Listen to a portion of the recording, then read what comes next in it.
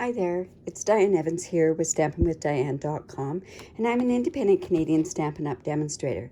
Now, if this is your first time joining me, make sure that you do subscribe to my YouTube channel, and you can do that down below, and make sure you push the button as well, and then you'll get notified every time I upload a new video.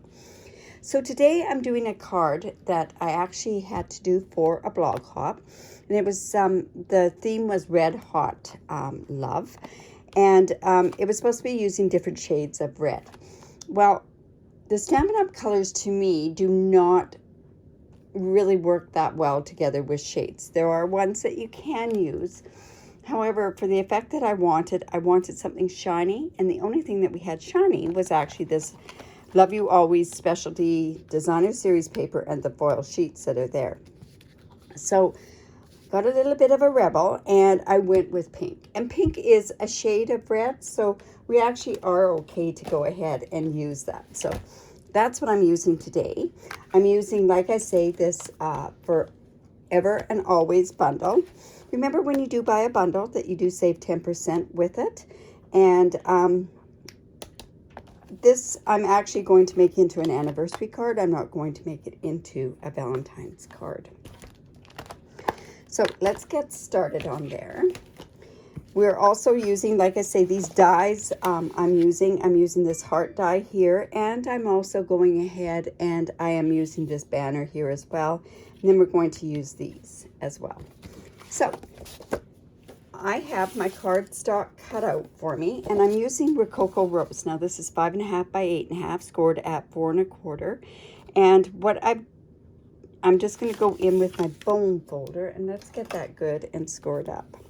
Now, one thing about my measurements, don't worry about writing them all down, because I will have a link to my blog post below and to the actual post that I'm posting this to, and that'll have all the measurements on there as well, and also the supply list too. We have a piece of basic black, and it is 1/8 of an inch bigger than this piece of Blushing Bride. Now this Blushing Bride is 4 inches by 5 1/4, and I've run it through actually with my Scripty 3D embossing folder, and I've just done that. So what I'm going to do is I'm going to go ahead and put this base onto the Rococo Rose. I like it sometimes when you do have that small of a layer on there. Let's see. Yeah, that's going to work good.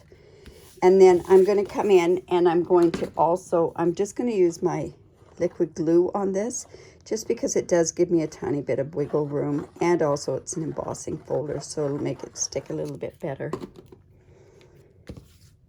Just put that down. Now, with the Scripty embossing folder, there is a right and a wrong way, so you want to make sure that you've got the words running the right way.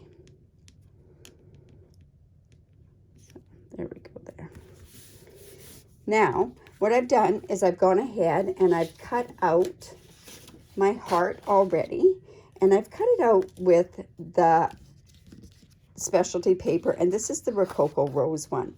So I'm going to put that onto there. So what I want to do is I just want to go and put some glue on there. I'm going to bring in my silicone mat, because we're going to rest it down on there. Get those pieces out. Are all the other pieces out? They look like they are. Yeah, so I'm just running a thin bead in strategic spots onto this heart. We don't want to get any of that glue onto the other side of where the foil is, because with that, then it dulls your foil. Mind you, there is a way to get it off. You could use rubbing alcohol to get it off, but it's better to just leave it where it doesn't go onto the foil side as well.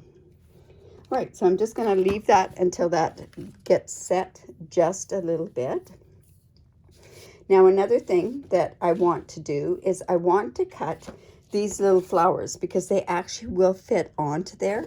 And one thing I'm doing is I am using these foam adhesive sheets, and these are where you can make your own types of dimensionals. So what I've done is I've taken some of this gold, or this Rococo Rose foil on there, and I've attached it to this, and see, it's going to act as a dimensional for me. So I'll come in, grab my dies from there. And it's these ones. These ones are nice because they all come all together, but they are separate. And I'm going to bring in my little baby emboss. Let's just put that on there. And then I'm putting this down, and we're going to put this onto here. And what this is going to do is it's going to cut out not only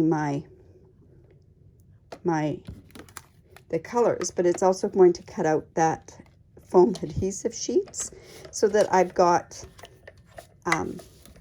dimensionals that it's going to pop off of the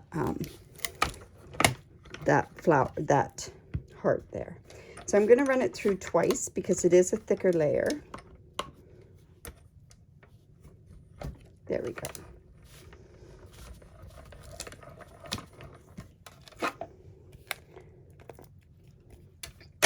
Just take that off of there.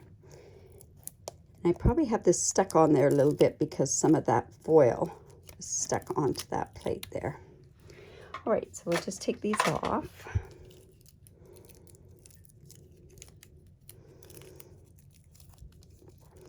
And to get them off, sometimes you just have to wiggle them up a little bit. Because it is a thick layer,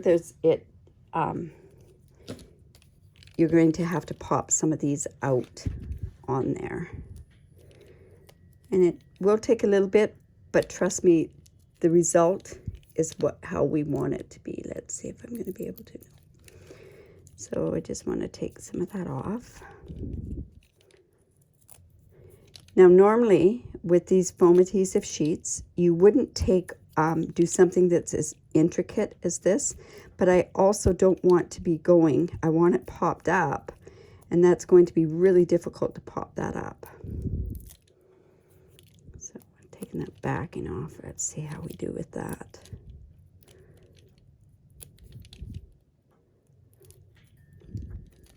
Should have had this done ahead of time, I guess. But anyways, you see how this, like I say, it's a little bit more intricate to go, but when I pop this off of that heart, you'll see why I did it the way I did it.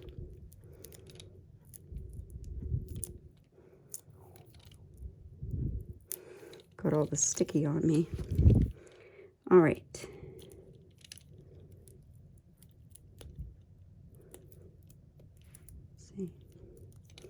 Just a couple more on this particular flower. I think this is the one that's the most intricate anyways. So, all right, and before this gets too dry, what I want to do is I want to put this heart, put this heart on here. And you'll see now that the glue has gone a little bit more opaque looking. And now when I stick that down, that glue is not going to ooze out, because I don't want that oozing out onto my cardstock.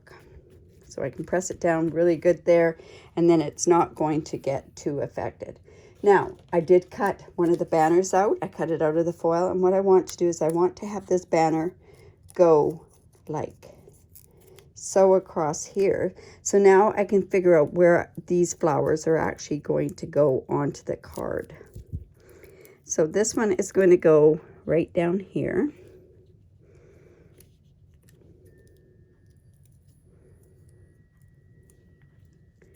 See?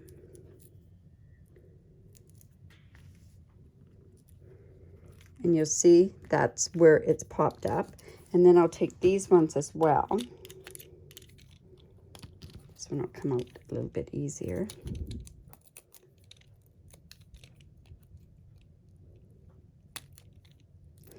You say these foam sheets work better with a more solid, not this intricate as a die, but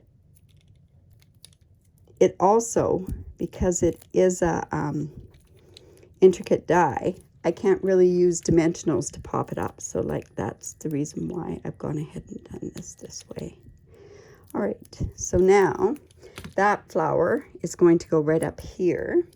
So I'll take the backing off like I would on a dimensional. And that part is going to go right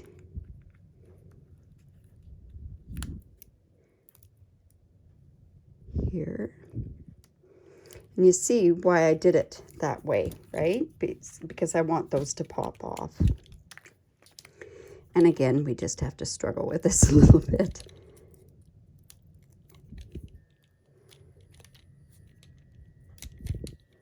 I have these sticky bits all over the place now, but that's okay. There we go. Now, like I say, that's going to act like our dimensional. Get these out of the way. I'm just going to take the backing off, and this flower is going to go right here. So see, that's going to give us our dimension that's on the card. All right, so I want this banner to go here. So the best way is after you've sat and you've actually scored it down where it's supposed to be scored, take some more of your Tombow glue. We're just going to let that sit just for a tiny bit. And now what I want to do is, while that's sitting for a little bit, I am going to go and I'm going to stamp Happy Anniversary. Now this is a photopolymer stamp set, so of course I want to be able to use my foam, my piercing mat. So I'm just going to go down, and I'm using some Memento. And like I say, I'm doing a Happy Anniversary card. I'm just going to go put that there. And then I'm going to hand cut this out so that it's going to go on that banner. Better. Ouch.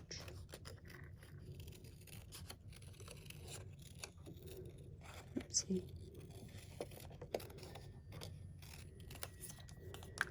All right.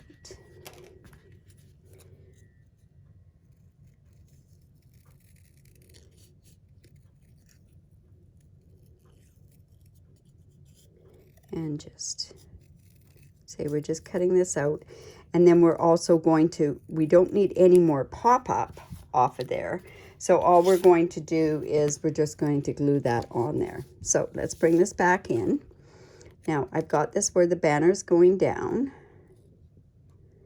Now where I want it, you see I've squeezed it down, and I've got glue on my fingers, and I don't want that to go on there. So I'm just going to layer that there and layer it there. And then that's going to give me the popped up look that's there. And then we're just going to go in with this part, and I'm just going to glue that as well. Now you see I've got some glue on here. You can take a Q-tip and you can take some rubbing alcohol and get that glue off of there. If I had, it wasn't on my hands, I would have been just fine. So let's put that down. I might even be able to cover that. Yeah, I can cover that. So the Happy Anniversary is going to go on there. Oh, that's quite a shine on there. So it's just like that. Got it popped up. And now what I want to do is I want to put some embellishments on there. Now we have our rhinestones that could be colored with our blends. I'm going to have to just hold this down, or we could use pearls. Excuse me. So I'm not sure.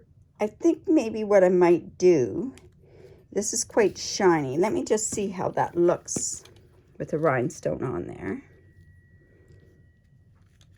Rhinestones? Yeah, I think rhinestones are going to be the best. So all I've done with my rhinestones is I've taken my dark color and I've colored on here. So we're just going to go here, and then let's put another one up here. So you can see we've got 3 on there. What I want to do is I want to kind of put it into a triangle look. You could have your triangles closer together, that sort of stuff. So there's my card. Very simple card. Like I say, it's just one that gives you kind of a monochromatic look with the pinks on there, or our shades of red. So I hope you liked that. If you did, give me the thumbs up. If you haven't done so already, make sure that you do subscribe to my YouTube channel. And also, if you are a Canadian, you do live in Canada, and you do not have a demonstrator that's helping you out, I'd love to be your demonstrator. All you have to do is just go to Stampin' Up, Stamping Up, Diane Evans, and you'll find my host code on my blog. It does change quite often, but by doing an online order, what happens is that you do get a very, very generous reward program. Make sure you check that out. And also, you do get some free tutorials from me on a monthly basis. Sometimes I have one, sometimes I have 2 tutorials. I give them to you for every order that you put on. So I hope you enjoyed that. Thanks again. Bye for now.